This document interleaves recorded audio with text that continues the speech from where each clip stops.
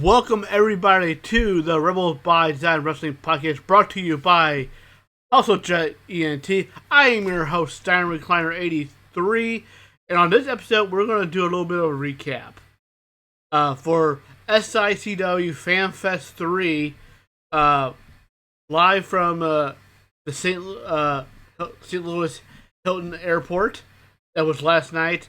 Now, I know the original plan that I mentioned in previous episodes was that I was going to do a first ever live broadcast from the event, but I was unable to do it the way I planned. There were a couple technical issues that wouldn't allow me to do it the way I had intended to do, but however, I will be able to just talk about the experience and recap the whole event as itself. Because I was able to still set up the table and have the whole table set up at the event. I just couldn't go live like I planned on. I tried on Twitch, but there were other podcasts there, and one of them happened to have a PA system in there, so it was extremely loud in the hall that I was located at, that you were not able to really hear me, and I really couldn't do what I had planned. So, however, I will say that it was still, despite that issue, it was still a heck of an event. It was a lot of fun. So I want to start. I will give some major shout outs here. First major shout out goes to Herb Simmons and Destiny Lynch, who are the two main people who put the whole event together.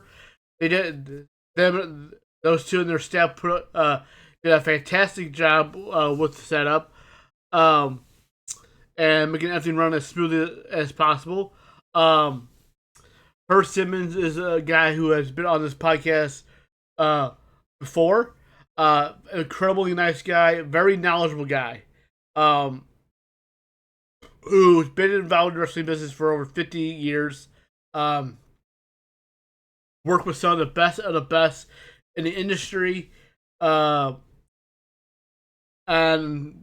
we're fortunate that we have people like him in the St. Louis area that knows so much about the history of wrestling, that's able to share those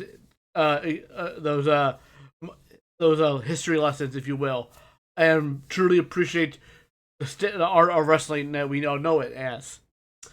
So him and Destiny Lynch put together an incredible event, and I was extremely honored to be a part of it and get my feet wet in the experience of being a vendor slash be somebody that's there with a own table to promote this podcast and gain hopefully more support. The wrestling podcasting community is something that I learned a lot over the last couple of events I've been to. And being that I'm still fairly new to the game compared to a lot of the other ones that I've interacted with, I started in October. This is episode number 15. So comparing that to the people I've interacted with who are in episodes within the hundreds, if not close to 200, as I will mention about someone that was at this event. It's not really what you consider a competition between us podcasters. We're all in it together as it's a community. It really is a community that we're all in it together for the love of the game of professional wrestling that we're so passionate about and love to talk about. So that was one of the things I learned that lesson very fast. And I never considered myself to be anybody's competition to begin with, but to know how welcoming the community it truly is, as far as wrestling podcasters go, that's the most rewarding thing I learned from between this event of SICW Fanfest 3, as well as Square Circle Expo 5 that I went to a few weeks ago. Because I've interacted with podcasters from both events, We talked about things, and it's one of those things you learn that it is a community. It is a not my podcast is better than yours. It's not about how I want to make sure your podcast gets canceled or you stop doing podcasts. It's a very supportive community, and I truly enjoy that. And the positives I take from this whole event was, making those connections where hopefully down the line, there'll be a lot of crossovers between me appearing on other people's podcasts and those guys appear on my podcast. That's the end game for a lot of it that I've done, as well as getting other wrestling guests and wrestling personalities and so forth. Those kind of guests, getting more of them, as well as also the reasons why you do events like I did at SICW Fanfest was to make to network, to start to make those more connections, and I felt like that was a very good thing that happened, and I think that I made those connections, and I want to definitely go back next year if they do number 4. Nothing's been set in stone or confirmed about being a 4th one yet. I know, judging by the experience from the fans and the people who went to this event, and including some of the talent, they do want number 4 to happen. So we'll see if it does next year. But I personally would like to be back if there was next year, and I definitely would like to do what I did more, go to other conventions, wrestling and pop culture and whatnot. That wrestling fits into the whole thing. Definitely want to do that, more of that. Hopefully the next time I get to do it, I get to be able to broadcast there myself. I'm gonna figure out those things. So I did meet a few people there. I didn't meet a lot of wrestlers like I would normally would have, just a fan. Because I had to try to be as present as possible at my own table. So that's another experience that, you can't do this by yourself if you really expect to accomplish anything that you're trying to accomplish at, at these things. Now, those of you who are watching on YouTube will get to see this. If you're watching it, if you're listening to it, you're not going to exactly see this, but I'm going to just go over the people I did meet, which one was the Rock and Roll Express, which was kind of a bucket list thing, so to speak. I have met Ricky more than once, but Robert Gibson has never really was present at the time that I had the chance to do that. It's always been Ricky and his son Kerry, which is, they're fantastic people, amazing people. So a friend of mine who was also working their table as playing the role of the money collector, if you will, Amy, shout out to her.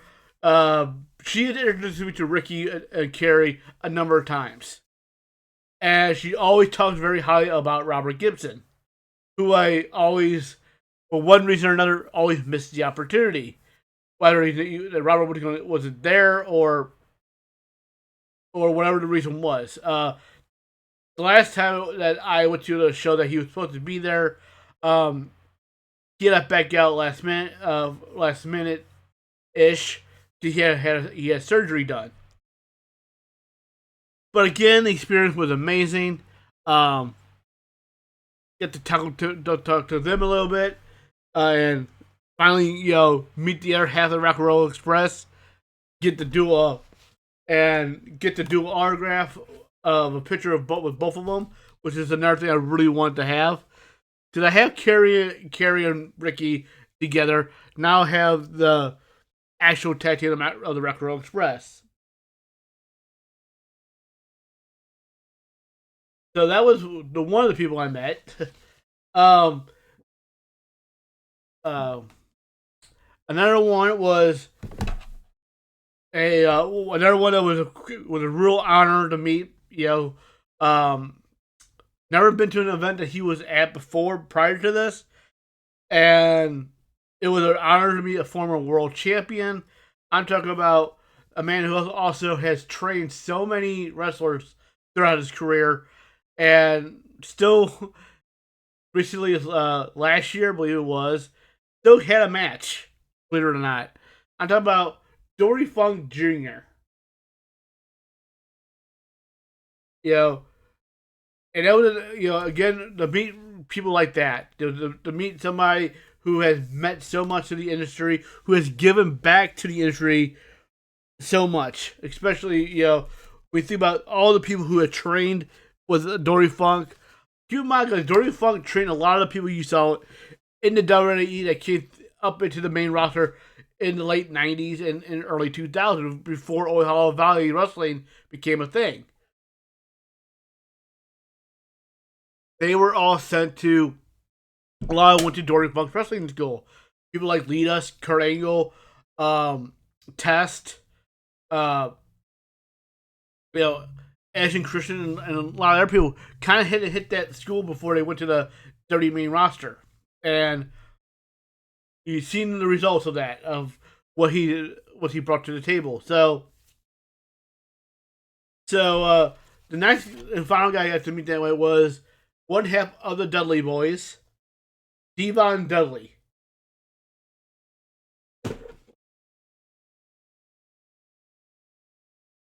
Who, and the one thing about this meet and greet, that I can always say I left with a positive attitude towards how I felt about those everybody I met. I've been fortunate enough where I never really had a bad experience with anybody. They're all usually very nice, gracious for their time, and appreciative that they came to meet them. And I'm fortunate that that's the kind of experience that I've had.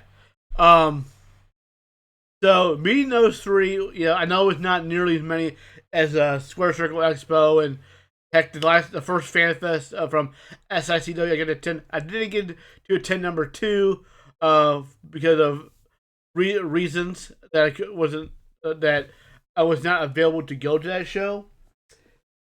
Would love to have for any other situation, but things were going on at the time. But to be able to attend to this one and be a part of it, and kind of gain the experience of being like on the other side of the fence, where you have your own table to manage and things of that nature. It was definitely a big learning curve for me. So with that being said, and I also want to mention as well as, and didn't get to mention on the last episode, where the one thing that's been very cool for me is that the people who have had tables at Square Circle Expo and as well as this one, so many podcasters were like to talk to other podcasters and wrestlers and things of that nature. Allow you to plug your show, allow you to talk about, so they're always get to know who you are as the individual. The Diner podcast at Square Circle Expo had me on, which it was really awesome to do that during their live stream of their show from Square Circle Expo 3. Excuse me, Square Circle episode 5. Expo 5. That was, a very, again, shout out to them, their show that's also on YouTube and all the platforms. They do a great job as well.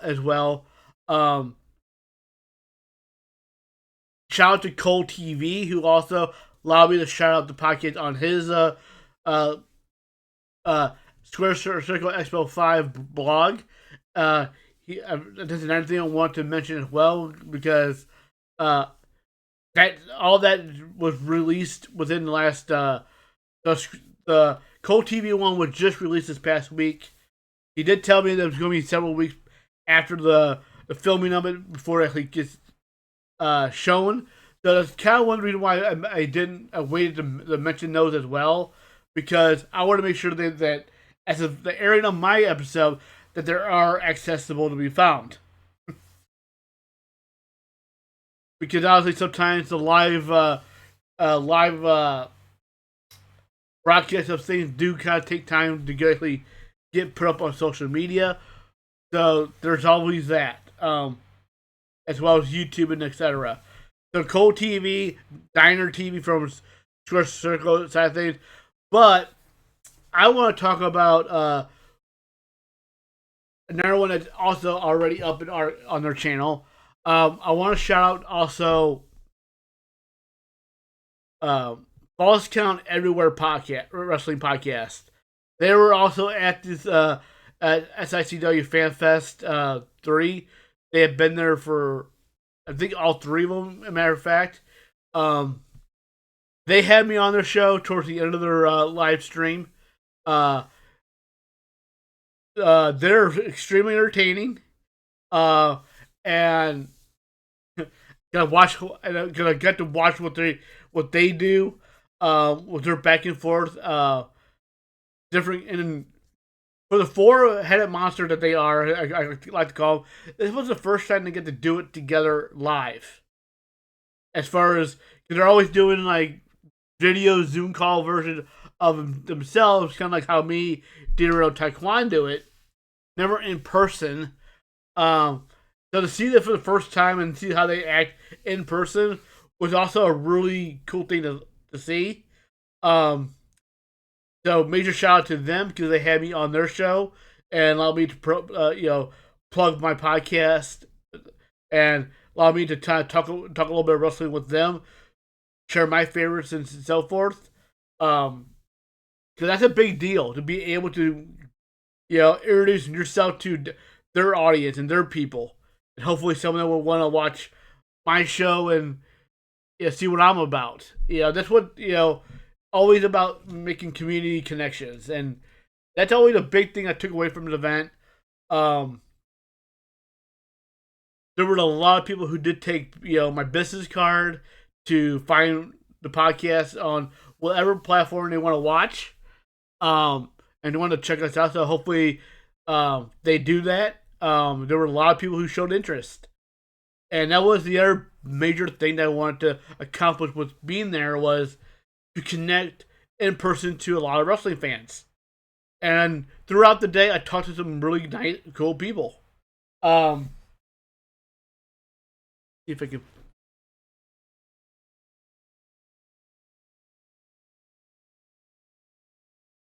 And and kind of learn it was a small world thing, because one of the people who I was talking to, sorry, I'm digging through a bag real quick, trying to find a certain card that I didn't set up aside.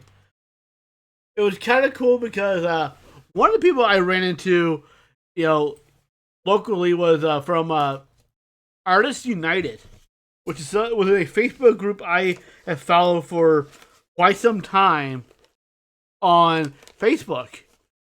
Mainly because one of my friends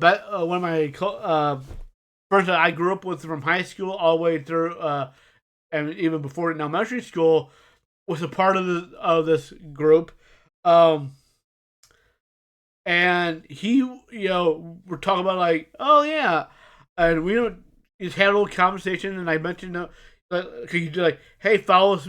I love to be on, have a conversation on this podcast, and stuff like that. It was kind of funny. It was like, I think I already followed that group on Facebook, and like, because I mentioned my friend Joe who works with them. He's like, oh yeah, I know who that is. I'm real good friends with them. Like, I went to school with him. So it was really cool that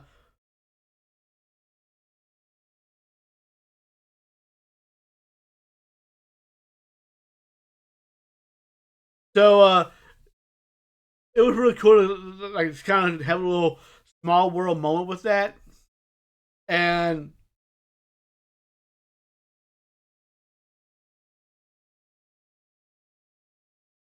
another guy I ran into that was really cool.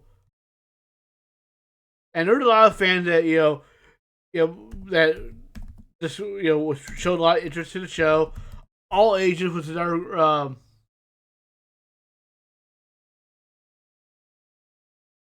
and that's what makes it really interesting because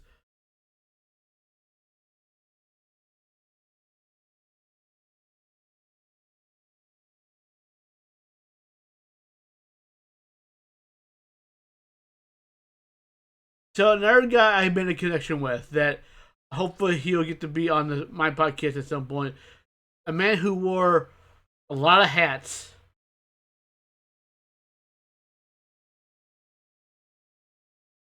In the wrestling world that I'm looking forward to hopefully have a conversation to. Mr. Bulldog Bob Brown Jr. Um,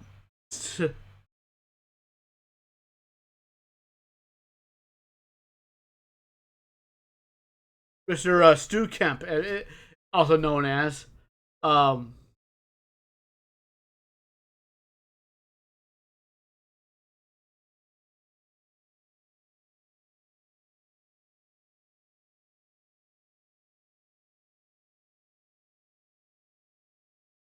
so who he is somebody who has worn every hat you can think of for in the wrestling world. He's been a wrestler, manager, referee, announcer, road agent, town coordinator, writer for places like Gold Belt Wrestling, Wrestling World, Wrestling's Main Event magazines. He was um, a, a writer for a staff writer for Wrestling World magazine and the Wrestling Main Event magazine. Uh, Title for Gold Belt Wrestling magazine. Also contributed to PW Pro Wrestling Illustrated. Um, Former announcer for West Coast Wrestling Connection. Uh, there's a number of things that you've done. From all the way from Canada, came all the way to the to be a part of this event. Um, so really cool guy. Had a lot, of, brought a lot of knowledge. Uh, a lot of history. So I really wanted to. So I'm really looking forward to hopefully get in touch with him and get him on the on a future episode of the podcast. Um, so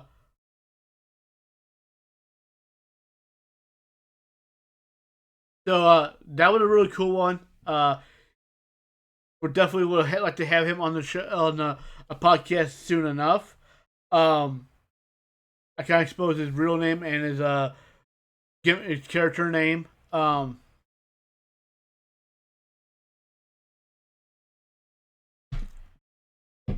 But these are the kind of things that you do, while you go to these events, as a podcaster, and while you sign up for stuff like this for your podcast, if you have one, you make good connections with different people, different personalities. You connect with different podcasters, and and it's always a welcoming community of great people that I learned, as well, of course, meeting the talent, which is always the biggest thing when you have opportunity to meet some of the all-time greatest of all time, and this event will allow me to, I would never guess, that I would have a chance these days to meet a guy like Dory Funk Jr. And to have the honor to do that was something very special. Also, getting the Rock and Roll Express together finally was an experience as well. But when you think of being the opportunity, and I've been very fortunate to meet a lot of all-time greats. To meet Dory Funk Jr. was a big one. Never had the opportunity to meet Terry Funk, which I would love to have done, because I always been a big fan of the Funks. So that was a very special deal. There were some talent that didn't show up that I wanted to meet or didn't see them, and I'm pretty sure I walked the room pretty well to not be able to miss them.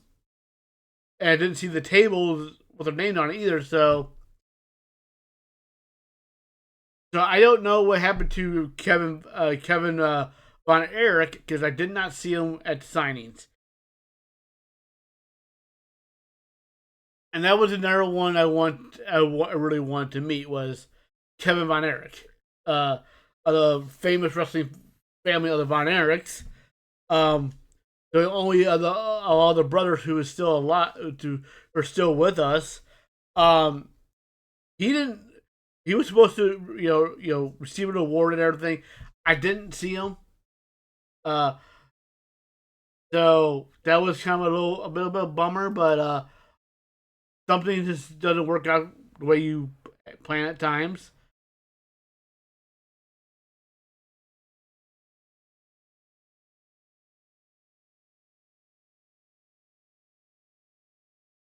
But yeah, um, great event. Like I said before, this was the first time they did it at this location.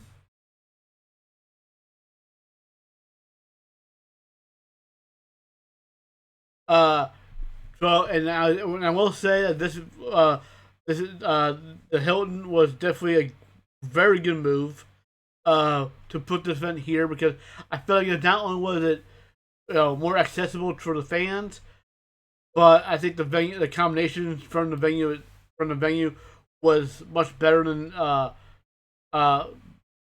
was much better. We had concessions, we had air, uh, we had more room to move around. So the ballroom was much larger.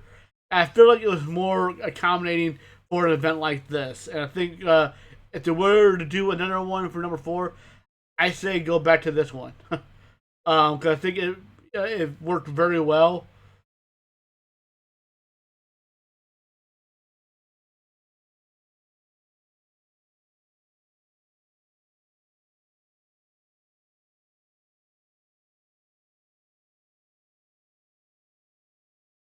So I want to just say like it was well done overall. The venue was perfect for this deal. A lot of, having concessions, having more room, having more accessibility, and I think it worked out better for everybody. Um, I look forward to again. There are a lot of podcasts there that from We Talk Wrestling was there. We had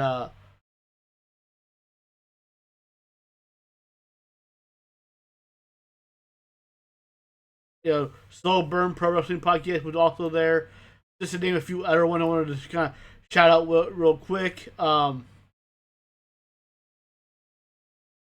These were the different podcasts that are also there that are all trying to, or like me, all just trying to have a good time, make connections, be a part of the wrestling community. And it's a passion. It is a true passion that a lot of people don't really realize that ain't about the whole tribalistic wars. It ain't about the whole, there's so more much to involve wrestling besides what you see on TV. Um, and independent wrestling has a place, and knowing what are the good ones, and knowing that it's not always about the fancy lighting, the big venues, how large the crowd is. Those things don't matter when you have you know a small crowd. A smaller crowd sometimes are even, or in some cases, better because they're usually more energetic and more involved with the show, which makes to a more phenomenal time. Some of the best shows I've been to were not in arenas, were not in big stadiums. They were in you know ballrooms and stuff like that. But you know what? It doesn't make a difference as far as my ability to enjoy the wrestling show. Usually they're a lot of fun because you're closer. Not only are you closer to the action, but you're engaging with fans who are more passionate and loud about the show they're watching and more into it. Um, and the reason why companies like SICW, for example, that's been around for such a long time, you know, the reason why they last, the reason why they're still existing, because there's something right that Herb Simmons is doing that works, and it is an old school mindset. It really is. And when you were under, when he got into it, you know, he got to work with some of the all time greatest minds and promoters in the history of wrestling. That a lot of the things that he learned still works to this day, and it's all about the old school stuff, you know.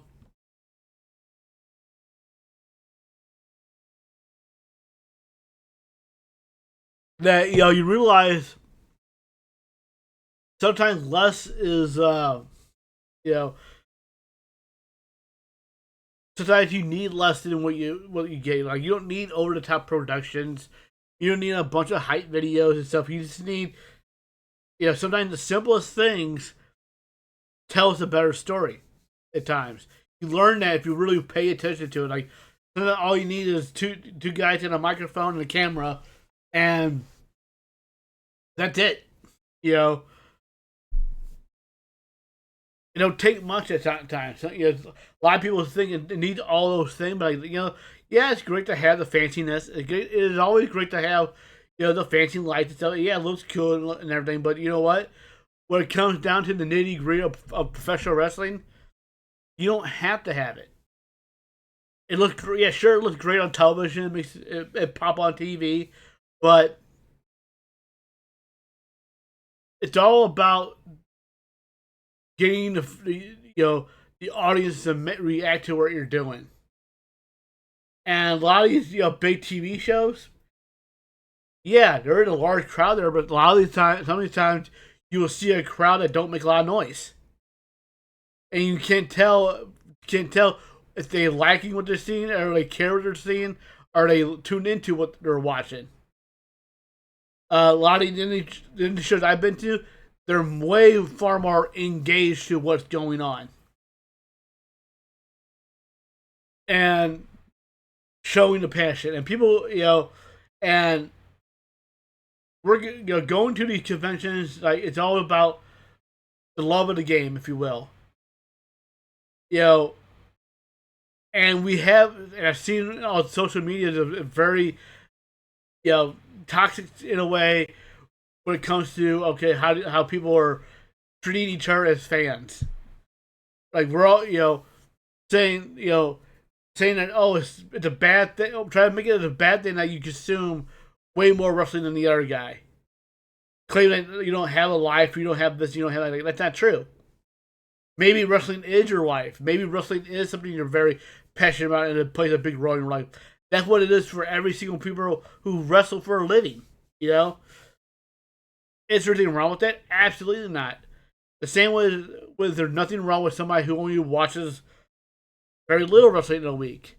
If you're only able to watch, 1 to 2 shows a week, there is nothing wrong with that either. It just it's more of a case of how much do you love it, how passionate are you about it, and how much time do you have available to give to it. Some people have more than others, but that don't mean they don't have a life either. I'm an example of that. Of course, I have a life. But I have a lot of other passions besides wrestling, but it's one of my top passions that I do spend quite a bit of time talking about and consuming. But it's mainly because I enjoy it that much and I love talking about it. I love talking to people who are involved with it, referees, announcers, wrestlers. No matter what your role is to help put the show together, whether you're a wrestler, announcer, commentator, color commentator, ring announcer, sound guy, camera guy. I'm one of those people who learn to appreciate every single person's role that helps put the show together. Whether you're in front of the camera or behind the camera. I want, like, to be honest, I really do want to talk to a cameraman a lot because there's so much knowledge that doesn't get talked about in wrestling when it comes to the camera work. To know where to shoot, how to shoot wrestling, to be able to know like where you need to be at to get the right angle for the big moments during a match. To really show the story as it being unfolded to the audience who are watching outside of the arena that the show is taking place. These are things that nobody really you'll hear anything much about, and I feel like that would be a very interesting conversation that I want to have. Somebody who actually shot live pro wrestling, and you know I want to. That's something I really want to have that conversation about. Like, I think it would be an interesting conversation in my book. Um, and there's a lot of other people that like the gentleman I just talked about earlier. Um, like he's done it all. He just about. So I know that I would love to have him on the show because I know he's going to tell me a lot of interesting stories over the years. Because he's also said he's been doing it for a very long time and worn all the different hats. From magazine writer to getting in the ring himself at times and doing all the stuff behind the scenes. It's like those are things that I find more fascinating and interesting, and I feel like those who listen to them talk about that stuff is very educational to the audience, and as well as myself, because I know I'm going to learn something that I didn't know before, and that's the beautiful thing about it, and so I'm definitely going to have more guests coming in soon.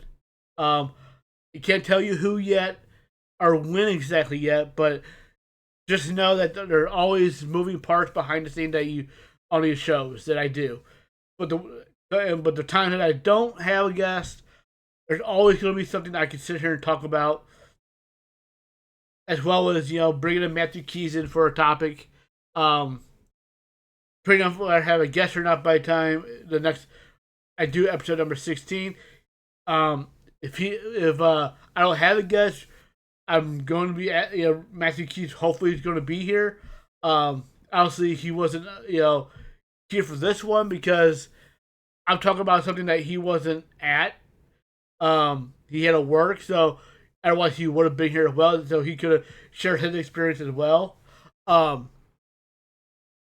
But do shout out to a friend of mine, my friend Bobby, who did come with me to help monitor the table while I was doing my thing as well, and give him the chance to meet some wrestlers for himself. That was very appreciative. I want to mention that as well, because I feel like that was it's much needed to always at least have two people, if not more than that, to help not only monitor your table and interact with fans, but allowing you as a fan to still go out and meet some wrestlers while you're there doing, quote, working, if you will. So, with that being said, it's not going to be the longest episode that I've done, but I feel like I'm going to end things with the kind of on the sadder note. Also, this past week, last weekend, as a matter of fact, we did lose a legendary figure that I was hoping to be able to meet yesterday, because he was scheduled to be part of the FanFest yesterday. I want to close things out by talking about Sabu. As we all know that by now that Sabu passed away last Sunday. In a very shocking news that came out, being that just a month prior to that, 3 weeks at the time, he had wrestled his final match that was planned that he planned, and Sabu was one of a kind. He definitely stood out in the wrestling world in a lot of ways. Was one of the people that when I think about ECW, he's one of the first names that I think about when I think of what ECW was and who were the faces of ECW. For me, Sabu was one of the top guys, go-to guys. And I've seen his name on for a lot of people. Or say the same thing.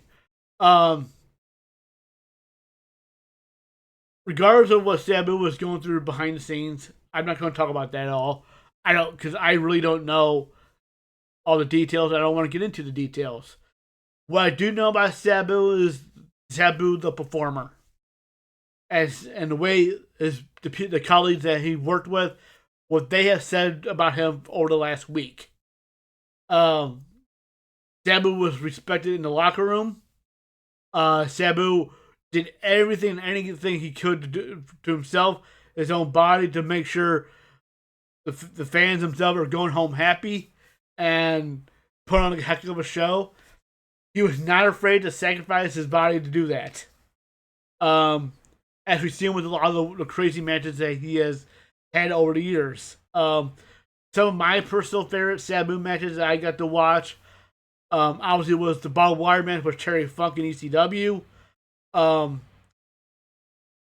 It is a bare legal match with Taz, the first time that they've actually, went one-on-one in a match. Became an incredible match, and something that Taz himself spoke very highly about earlier this week when he talked about Sabu.